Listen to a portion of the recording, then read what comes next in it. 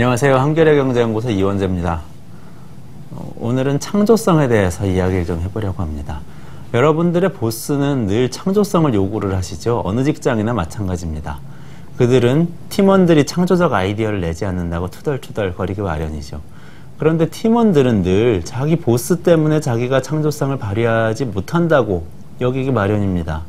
마찬가지로 회사는 이 보스들에게 창조적 아이디어를 요구하는데 이 보스들은 회사의 경직된 체제가 창조성을 죽인다 이렇게 불평하는 경우를 많이 볼 수가 있습니다. 회사는 창조성을 요구하는데 회사원은 회사 때문에 창조성이 죽는다고 느끼는 이 이유는 도대체 무엇일까요?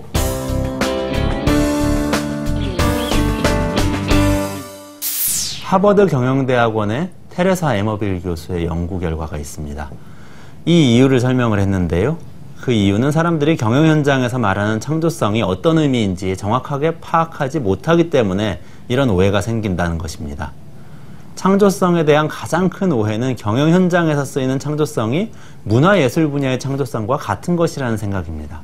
독창성과 창조성은 엄연히 다른 것인데 독창성과 창조성이 같다고 오해를 하는 거죠.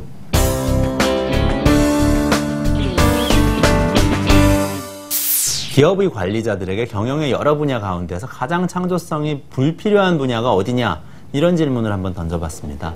그러니까 대부분 회계 또는 재무라고 대답을 하더군요. 이게 바로 오해에서 나온 대답이죠.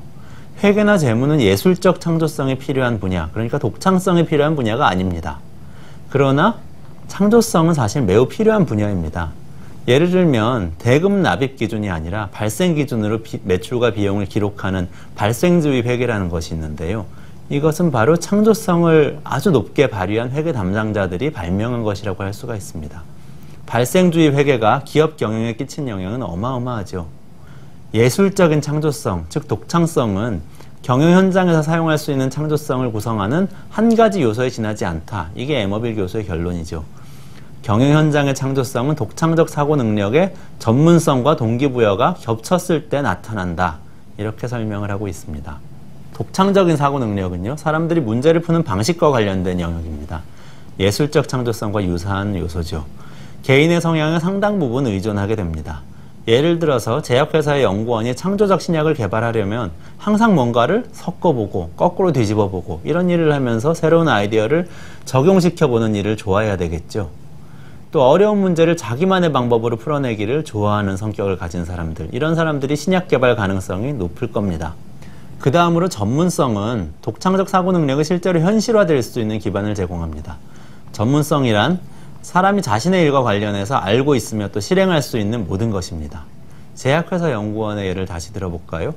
이 연구원의 전문성은 과학적으로 사고할 수 있는 능력, 약학, 화학, 생물학 등의 분야에서 알고 있는 지식, 이런 것들을 포함합니다. 교육을 받아서 얻은 지식이든 실무 경험에서 얻은 지식이든 상관없습니다. 이 전문성은 문제를 창조적으로 풀 수 있는 잠재력이 됩니다. 실제로 어떤 일을 하는지 결정짓는 요소는 바로 세 번째 요소, 동기부여입니다. 제약회사의 연구원은 질 높은 교육과 좋은 시설, 독창적 사고 능력을 모두 갖췄을 수 있습니다. 그러나 창조적 성과를 내기 위한 동기부여가 없다면 이 연구원은 성과를 내지 않을 것입니다. 그래서 동기부여는 창조적 성과물을 내게 만드는 방아쇠 같은 것입니다. 동기부여에는 외적 동기부여와 내적 동기부여의 두 종류가 있습니다. 외적 동기부여는 흔히 말하는 당근과 채찍이지요. 금전적 보상이나 징계, 해고 이런 것처럼 사람의 외부에 원천을 둔 방법이죠. 반면에 내적 동기부여는 그 사람이 마음속에 갖고 있는 관심과 열정의 원천을 두고 있습니다. 그렇다면 경영에서는 창조성을 어떻게 키울 수 있을까요? 회사 관리자들은 세 가지 요소에 모두 영향을 끼칠 수 있습니다. 그러나 그 용이성이나 강도는 모두 다릅니다. 브레인스토밍, 문제 해결, 이런 창조성 훈련과 창조적 전문가 네트워크를 구축해주는 방법, 이런 것으로 독창적 사고 능력을 키워줄 수가 있습니다. 전문성의 경우에는 교육 프로그램을 가동하고 국내외 연수나 세미나를 보내고 이렇게 하면은 높여줄 수가 있을 겁니다. 연구 성과를 토대로 인센티브를 제공하거나 징계를 준다면 그러면 외적 동기부여도 될 수 있을 겁니다. 하지만 작은 변화로도 큰 창조성 향상 효과를 낼 수 있는 요소는 바로 내적 동기부여였다고 합니다. 그것이 바로 에머빌 교수의 연구 결론인데요. 칭찬이나 가치 공유 같은 임직원들의 내적 동기를 끌어내기 위한 작은 노력에 투자한 그런 기업들은 그 투자를 조금 하고도 큰 창조적 성과를 내는 데에 성공했습니다. 반대로 내적 동기를 낮추는 행동을 거듭하는 기업에서는 전문성이나 독창적 사고 능력을 높이기 위해서 투자하고 또 강력한 외적 동기부여 시스템을 구축했더라도 창조성 향상 효과가 아주 적었다고 합니다.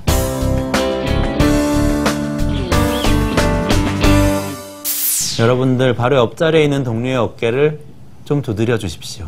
그리고 독창적으로 시도했는데 실패했을 경우에 좀 관대하게 대해 주십시오. 이게 바로 내적 동기부여를 강화하는 방법이고요. 이것이 바로 조직의 창조성을 높이는 비결이라고 할 수 있습니다.